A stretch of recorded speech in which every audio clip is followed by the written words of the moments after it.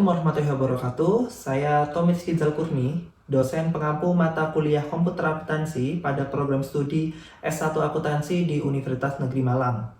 Video ini saya buat sebagai bagian dari persyaratan sertifikasi dosen tahun 2025, yaitu pernyataan diri dosen dalam unjuk kerja Tridharma Perguruan Tinggi PDD UKT-PT bidang pengajaran untuk sertifikasi dosen.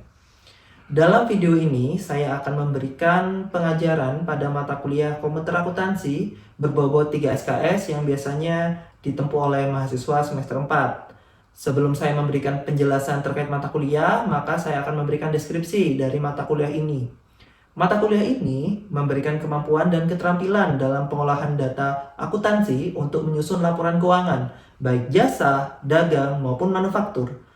Untuk mencapai tujuan di atas, materi berisi pengolahan data akuntansi, analisis data, dan memasukkan data dan pembuatan laporan keuangan melalui aplikasi komputerisasi akuntansi, Mayop, serta Accurate.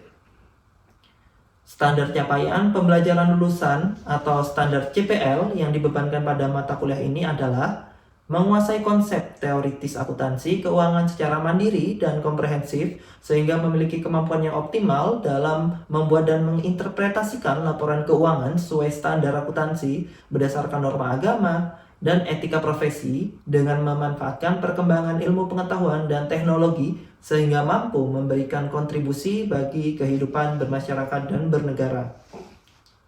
Capaian pembelajaran mata kuliah yaitu mahasiswa mampu memperoleh pemahaman yang komprehensif tentang konsep dan tata cara pembukuan akuntansi pada usaha jasa, dagang, dan manufaktur dengan menggunakan aplikasi komputer akuntansi. Mampu melakukan pembukuan transaksi keuangan, usaha jasa, perdagangan, dan manufaktur dengan menggunakan aplikasi komputer akuntansi. Serta mahasiswa mampu membuat dan menganalisis laporan keuangan usaha jasa, perdagangan, dan manufaktur dengan menggunakan aplikasi komputer akuntansi. Sumber rujukan yang digunakan dalam perkuliahan ini yaitu modul Accurate dari dosen serta buku Get to Know Fitur Manufaktur dengan Accurate. Sehingga materi ini dijelaskan dalam 16 pertemuan. Pada pertemuan awal pengenalan Accurate, pertemuan 2-4 Accurate jasa, 5-7 Accurate dagang, pertemuan 8 UTS, pertemuan 9-10 Accurate dagang, 11-15 Accurate manufaktur, dan ditutup pertemuan ke-16 yaitu UAS. Sistem pembelajaran yang dilakukan yaitu tatap muka langsung dan juga daring. Untuk tatap muka langsung dilaksanakan di Laboratorium Komputer Universitas Negeri Malang, digunakan untuk demonstrasi, praktik, dan diskusi kasus menggunakan software akuntansi Accurate Online. Untuk pembelajaran daring menggunakan platform Si Pejar UM dan Google. Mahasiswa mengakses video tutorial, modul interaktif, serta forum diskusi, serta pengumpulan tugas dan diskusi, serta tugas dan juga kuis dilakukan secara daring. Metode pembelajaran, kombinasi ceramah dari dosen, serta demonstrasi langsung dengan kasus di modul dan buku, serta project-based learning yang dikumpulkan di akhir semester. Penilaian pembelajarannya terdiri dari aktivitas partisipatif 10%, hasil proyek 50%, untuk pengetahuan berupa tugas 20%, ujian tengah semester 10%, dan ujian akhir semester 10%. Untuk selanjutnya, maka langsung kita praktekkan di kelas. Assalamualaikum warahmatullahi wabarakatuh. Waalaikumsalam warahmatullahi wabarakatuh. Oke, selamat siang adik-adik sekalian. Oke, gimana kabarnya? Alhamdulillah ya, kita bertemu lagi. Kita sekarang masuk ke pertemuan kelima. Mata kuliahnya tetap sama, yaitu mata kuliah komputer akuntansi. Gitu ya. Di pertemuan ini adik-adik sekarang sudah melanjutkan. Jadi di 4 pertemuan awal itu adik-adik sudah belajar untuk perusahaan jasa. Jadi untuk 4 pertemuan selanjutnya kita akan fokus kepada apa? Perusahaan dagang. Karena sesuai dengan CPMK kita, yaitu adik-adik sebagai mahasiswa dapat memahami dan mengaplikasikan komputer akuntansi di perusahaan jasa, dagang, dan juga manufaktur. Sebelumnya, apakah adik-adik dari perusahaan jasa kemarin ada yang dibingungkan atau tidak? Belum. Belum ya, sudah aman ya, karena perusahaan jasa itu level yang isi ya, atau level yang sederhana lah untuk adik-adik. Sekarang kita akan masuk kepada materi yang lebih hard lagi, yaitu perusahaan dagang.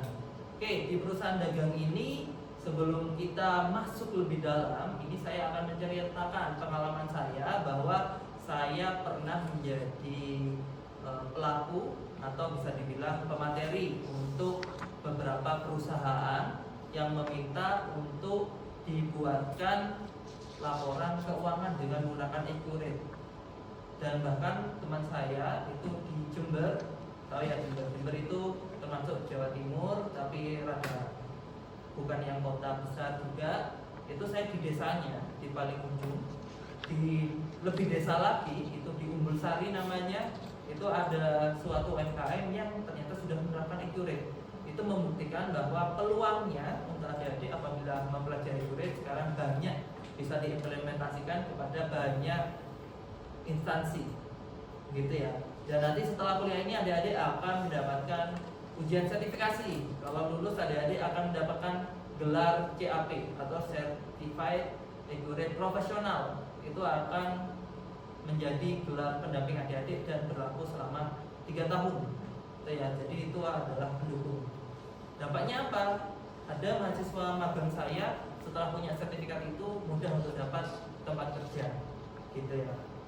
Oke, baik untuk adik-adik, berarti tujuan utama dari perkuliahan kali ini yaitu kita akan menyelesaikan tahap awal dari Accurate dagang, yaitu input database. Nanti kalau waktunya cukup juga akan menambah beberapa transaksi, gitu. Oke, untuk selanjutnya maka kita langsung saja untuk mempraktekkan ya untuk Accurate-nya. Pertama, adik-adik tentu harus membuka akunnya dulu ya, account Accurate dulu ya. Setelah dibuka, saya sudah mengirimkan file yaitu materi praktik Accurate online dari ini ya, UTS atau PT Ultima Techno Solusindo terkait dari PT Berkah Furniture, gitu ya. Dan jangan lupa di sini ada Bitly Berkah Furniture yang harus adik-adik download, gitu ya di sini ya. Oke, baik. Langkah pertama tentu harus membuka akun Accurate dan juga mendownload dari Excel-nya. Apakah sudah dilakukan adik-adik? Yaitu dibuka ya, tidak ada kendala ya ketika membuka, semuanya sudah aman. Oke, sudah di-download. Setelah di-download jangan lupa diekstrak. Karena yang bisa dimasukkan ke akun Accurate itu kalau sudah diekstrak. Itu ya. Oke, sudah aman Masnya ya? Sudah aman ya? Oke, kita sekarang mulai masuk kepada materi. Oke, yang pertama kita tentu akan membuat database baru, yaitu di sini ada tombol warna merah atau buat database baru kalau yang awal-awal. Metode biaya persediaannya menggunakan, kita buka ke bawah, itu ada metodenya, yaitu menggunakan FIFO atau first in first out. Ya, jadi sesuai dengan kebijakan akuntansi sekarang kan tidak ada LIFO. Jadi cuma ada rata-rata atau average dan juga FIFO. Kalau ada lihat sejarahnya dulu ada LIFO. Gitu ya. Oke, sudah aman sampai sini? Sudah diisi ya? Kalau memang ada yang bermasalah bisa konfirmasi ke saya. Kita klik selanjutnya, lalu selanjutnya. Nah, ini penting, tapi adik-adik jangan sampai kelewatan ya. Dan ini jangan sampai kelewatan. Jangan dicentang baru diklik selesai. Oke, saya juga akan menjelaskan untuk adik-adik kan standarnya itu CAP, karena level SMA itu CAD atau Certified Accurate Data Entry. Kalau adik-adik Certified Accurate Professional. Kalau data entry maka cuma fokus kepada entry data saja. Tapi kalau profesional nanti adik-adik di sini akan menggunakan 2 mata uang dan juga 2 gudang. Kalau di data entry cuma 1 mata uang dan 1 gudang. Jadi nanti diingat-ingat. Jadi adik-adik sebelum mengupload daftar akun nanti ya harus ngecek dulu mata uangnya ada berapa. Sebelum mengupload barang jasa dicek ada gudangnya ada berapa. Gitu ya. Oke, sudah sampai di sini atau masih loading? Biasanya tergantung dari jaringan. Oke, aman ya? Oke. Ini lagi Pak. Oh, enggak, ini catatan rilis. Cuma di dashboard sama persiapan data awal. Oke. Itu nanti di close sudah ini kok aman.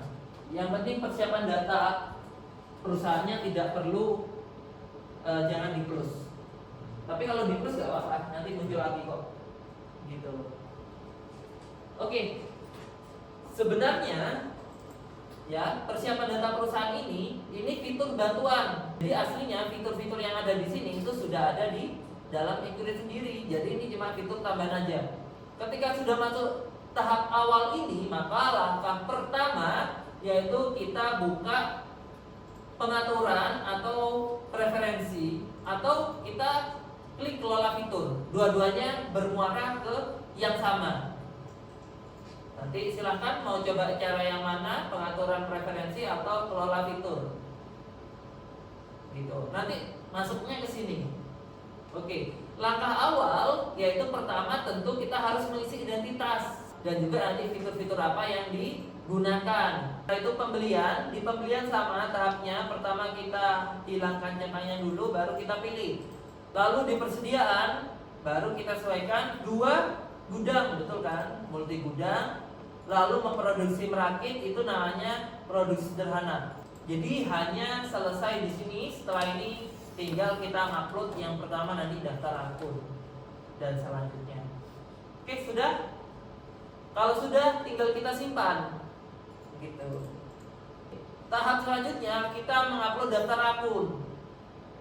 Kebetulan di sini kita sudah dibantu, sudah dibuatkan dalam bentuk Excel. Kalau enggak berarti kita harus ngupload manual satu persatu daftar akunnya. Daftar akunnya di sini enggak ada. Jadi cara kita ngupload daftar akunnya di buku besar akun perkiraan.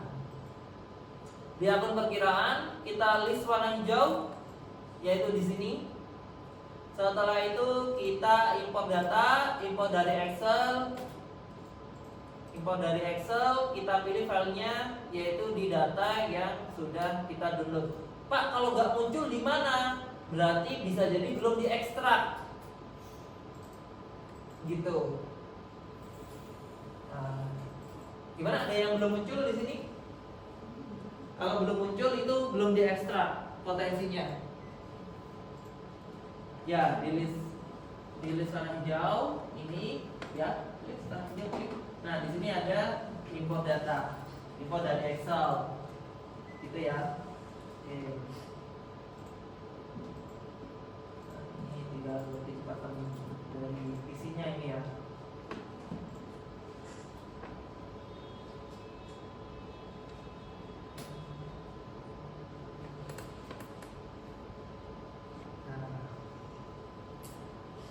Silahkan dicari daftar akun. Ya, apakah ada daftar akunnya? Lalu open. Nah, sudah? Kalau sudah, kita unggah. Setelah diunggah, maka kita lanjutkan. Loh Pak, ini settingannya gimana? Ini sudah default aja, sudah dibantu oleh pihak Accurate-nya ya. Jadi sudah dibantu, dibuatkan oleh UTS. Kita lanjutkan. Selanjutnya, nah ini penting, harus dicentang. Lakukan update data jika sudah ada data yang sama pada database. Kalau nggak dicentang, maka akan ada data yang gagal terupload. Jadi wajib dicentang. Beda dengan yang pertama nggak boleh dicentang. Kalau import ini wajib dicentang semua. Kalau sudah, kita lanjutkan. Insya Allah untuk ini aman apabila sesuai dengan cara yang sudah saya informasikan ya.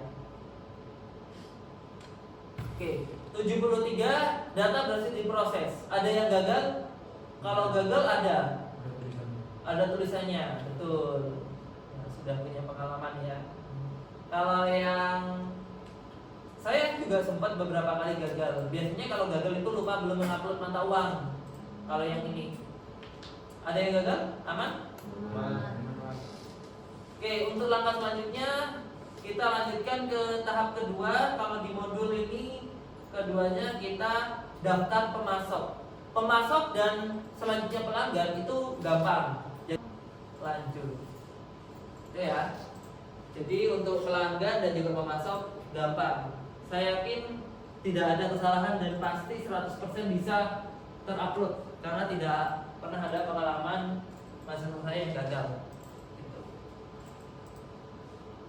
Oke, sudah selesai sampai pelanggan. Oke, untuk selanjutnya kita lanjut ke selanjutnya yaitu barang dan jasa ya, persediaan. Ya, di persediaan sudah, lalu klik gudang. Namanya itu nggak boleh kita asal-asalan, kita harus sesuaikan dengan yang ada di Excel. Di Excel itu tulisannya cuma depan saja, bukan gudang depan. Jadi tidak boleh ada inisiatif, gitu ya, atau G depan nggak boleh. Jadi kalau depan harus depan saja. Tapi saran saya itu kita cek sekali lagi list warna hijau. Ternyata ada gudang utama, nggak ada nama gudang utama. Lebih baik utama itu kita rename jadi depan. Ngapain? Soalnya kan gudangnya cuma ada gudang depan dan belakang.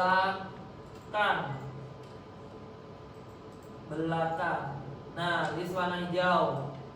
Oke, gudang depan dan gudang belakang jadi seperti ini. Aman ya? Jadi utama, Pak, kalau saya biarkan ada gudang utama, boleh apa enggak? Boleh. Cuma nanti ketika pilih gudang nanti muncul 3. Nanti kalian bingung.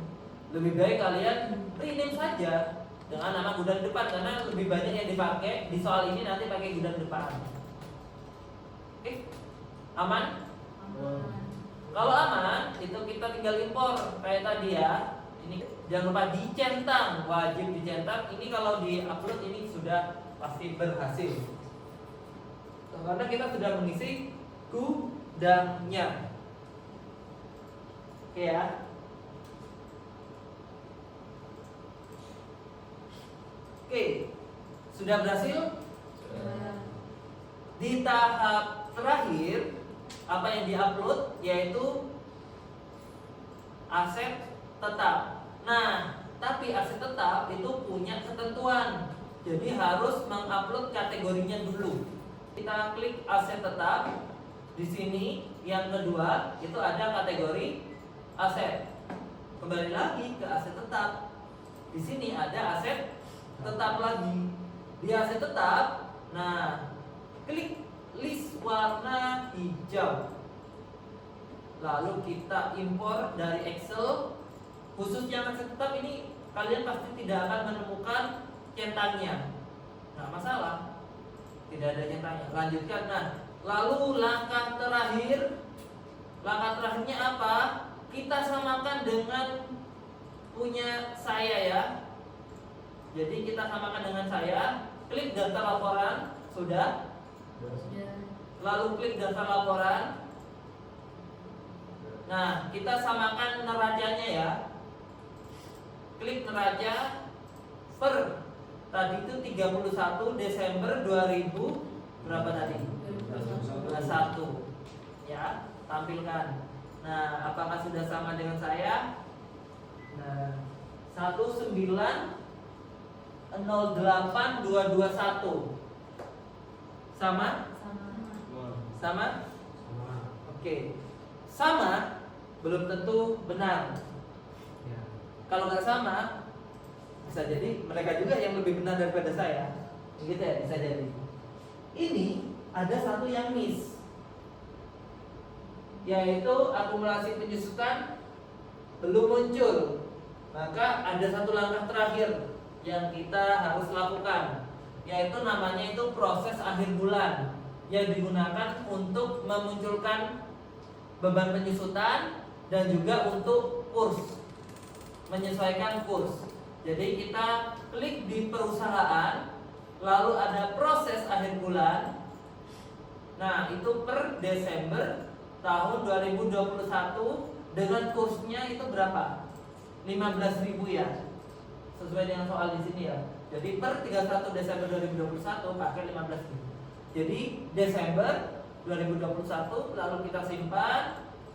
Dan setelah kita simpan, nah ini selama kedip-kedipnya nggak merah itu aman. Daftar laporannya kita refresh. pasti sekarang sudah muncul penyusutannya. Sekarang punya saya berubah nih, jadi 1831. Pak, punya saya belum berubah, belum di refresh. Tinggal di refresh saja. Gimana? Sudah sama 1831? Oke. Oke, aman ya. Oke, baik. Untuk selanjutnya apa? Selanjutnya kita akan masuk kepada soal-soal. Tapi untuk soal-soal ini akan kita kerjakan di pertemuan mendatang, gitu ya. Untuk soal-soalnya, ini ada kasus-kasus yang perlu ada dikerjakan.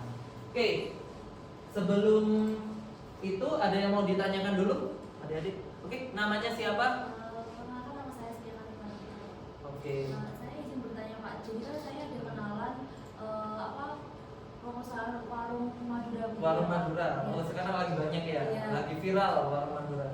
Kalau kayak gitu apakah bisa pakai akhirat ya Pak? Oke. Warung Madura apakah bisa pakai accurate atau tidak? Oke, mungkin di sini ada yang mau mencoba dulu menjawab ini tambahan keaktifan juga ini ya. Kira-kira coba asal-asal nggak apa-apa. Kita kan diskusi. Oke. Bisa Pak, tapi akhiratnya yang akhirat yang kasir tadi itu. Oh, akhirat yang kasirnya ya, sudah saya jelaskan ya. Oke, yang lain? Oke. Izin jawab Pak. Nama saya Zainuddin. Menurut saya bisa saja karena kan waktu impor akun kita bisa menyesuaikan sendiri akun-akun apa saja yang perlu diimpor ke dalam affiliate online tersebut. Terlepas apakah kita pakai affiliate online ataupun affiliate post itu tergantung dari kebijakan warung Madura tersebut sendiri. Apakah ada pembagian di kasir ini atau bagaimana? Oke. Oke, kita beri plus kepada pertanyaan dan jawabannya ya. Oke, baik, jawabannya gimana? Jadi sangat bisa sekali ya. Segala jenis perusahaan sekarang bisa, UMKM sangat bisa. Termasuk warung Madura. Tadi sudah tepat ya. Jadi jawabannya saling berkaitan ya. Jadi warung Madura itu nanti dibantu membuat akunnya di awal, jadi menyesuaikan sesuai dengan kategorinya. Dan untuk memudahkan, biar warung Madura kan biar jadi modern nih kedepannya, bisa jadi pakai aplikasi kasir. Jadi belinya apa aja, diklik-klik, nanti bisa pakai accurate post. Itu ya sangat membantu. Nanti hasil resinya nggak perlu di print bisa, tapi langsung masuk ke WhatsApp juga bisa. Itu ya kelebihannya kalau accurate post itu bisa langsung masuk ke WhatsApp. Oh, nanti bukti transaksinya bisa langsung masuk ke WhatsApp. Itu kan juga paperless juga ya. Jadi seperti itu ya. Jadi makanya itu kelebihannya dengan menggunakan accurate gitu ya. Oke, ada yang mau ditanyakan lagi? Oke, untuk yang lain? Oke. Ini terkait UMKM ya Pak ya. Oke, Tadi UMKM. membahas tentang warung Madura. Iya. Saya juga ada kenalan itu teman saya waktu itu sempat usaha kayak kaos oblong, kaos oblong yang di sablon seperti itu. Nah itu nanti kalau kita input ke data perusahaan accurate itu masuk ke kategori dagang atau manufaktur. Oke. Jadi kasusnya ini ada perusahaan kain ya, kain atau baju oblong lalu disablon. Kan itu sering ya, jasa sablon. Oh, malah jadi jasa bisa jadi malah ya, jasa sablon. Tapi yang dijual kan bukan jasanya ya, tapi produknya ya, produknya. Apakah ini kategorinya manufaktur karena merubah jadi barang mentah jadi barang jadi, atau dagang karena yang produknya nggak berubah, gitu ya, masih berupa baju, gitu ya. Gimana? Ada yang mau mencoba ini? Saya. Oke. Kalau menurut saya sih- Namanya dulu siapa? Oh, kalau nama saya Angger Bagas. Oke. Kalau menurut saya tuh dari contoh yang disebutkan tadi itu belum masuk ke kategori belum kategori manufaktur Pak, karena skalanya itu nanti dia nggak dijual dengan mereknya dia. Mungkin nanti di sablon kan hanya kaos polos, terus dia hanya menyediakan jasa menyablonkan kaos. Sementara dia kalau mau dikategorikan ke manufaktur itu berarti dia harus dijual dengan brand label si perusahaannya tadi. Sementara yang disebutkan tadi itu bukan seperti itu. Oh, oke. Oke, ada lagi yang mau mencoba? Oke, kalau tidak kita beri plus dulu kepada pertanyaannya dulu ya. Luar biasa. Pertanyaannya menarik sekali ya, dan juga jawabannya sebenarnya kalau mau manufaktur bagus sekali ya. Jadi saya juga melihat sudut pandang yang bagus. Jadi kalau manufaktur memang harus ada brand dulu ya. Kalau dia punya brand bisa jadi manufaktur. Tapi untuk ini itu biasanya cukup untuk perusahaan dagang sudah bisa. Jadi nanti di sini itu nanti ada soal untuk memodifikasi kursi. Jadi kursi sesuai dengan pesanan itu cukup di perusahaan dagang saja bisa. Dengan namanya itu nanti di sini ada produksi sederhana. Kalau di sini ya. Nanti di sini di accurate-nya. Nah, di sini ada ini pekerjaan pesanan dan penyelesaian pesanan. Jadi tinggal di pekerjaan pesanan dan kita selesaikan. Itu sudah cukup. Jadi bisa pedagang boleh, manufaktur boleh kalau memang dia akhirnya punya brand sendiri ya. Tapi kalau dia cuma asal-asalan ya masih belum cukup juga ya untuk jadi manufaktur. Oke, baik. Karena sudah habis ya untuk pertemuan kali ini, maka saya akan rangkumkan ya untuk pertemuan kali ini bahwa untuk accurate ini, accurate manufaktur, nantinya accurate dagang dan accurate jasa, semuanya itu sebenarnya sama saja, tidak ada perbedaan yang berarti. Cuma perbedaannya itu di sini saja nanti ya. Ketika perusahaan jasa itu tidak perlu menggunakan persediaan ya di sini. Sedangkan kalau manufaktur itu nanti ada fitur tambahan yaitu menggunakan fitur manufaktur. Jadi itu saja. Tapi untuk accurate-nya langkah awalnya masih sama. Makanya tadi kalian bisa cepat karena memang sama antara jasa, dagang, manufaktur. Jadi langkah awalnya sama. Gitu. Oke, bisa dipahami ya? Oke, untuk selanjutnya saya akan mengevaluasi sebentar ya untuk pemahaman adik-adik. Gimana untuk Mas yang di depan ini? Untuk kalau misalnya nanti menerapkan ke dalam perusahaan atau UMKM apa bisa? Kalau misalnya nanti mempraktekannya ini bisa ya? Oke, kalau Masnya bisa kan? Mas yang belakang? Bisa, Pak. Bisa ya. Oke, secara umum masih mudah ya. Jadi saya yakin kalian pasti bisa untuk mengerjakannya. Oke, untuk selanjutnya jangan lupa sesuai dengan perkuliahan kita ada 2 macam tugas, yaitu tugas mandiri dan juga tugas terstruktur. Mandirinya yaitu di sini sudah ada tambahan latihan soal, silahkan dicoba dulu fitur pembelian.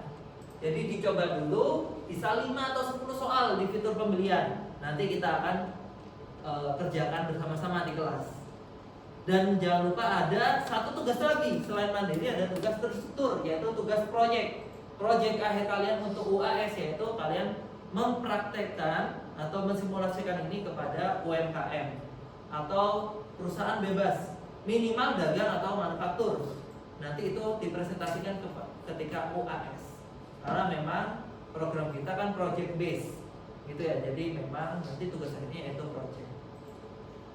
Oke.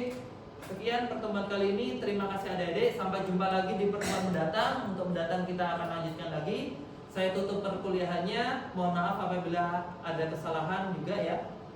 Kita tutup perkuliahannya dengan berdoa.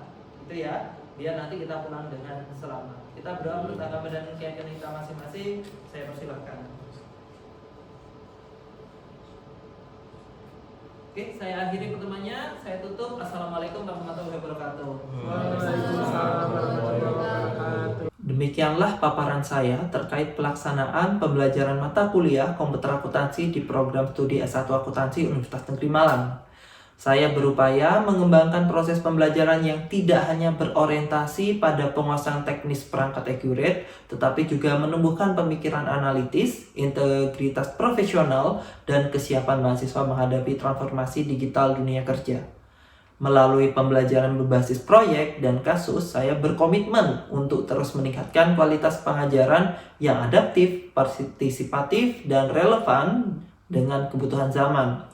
Terima kasih atas kesempatannya untuk berbagi praktik baik ini. Semoga video ini dapat memberikan gambaran yang utuh mengenai strategi dan komitmen saya dalam menjalankan tugas sebagai pendidik di perguruan tinggi. Wassalamualaikum warahmatullahi wabarakatuh.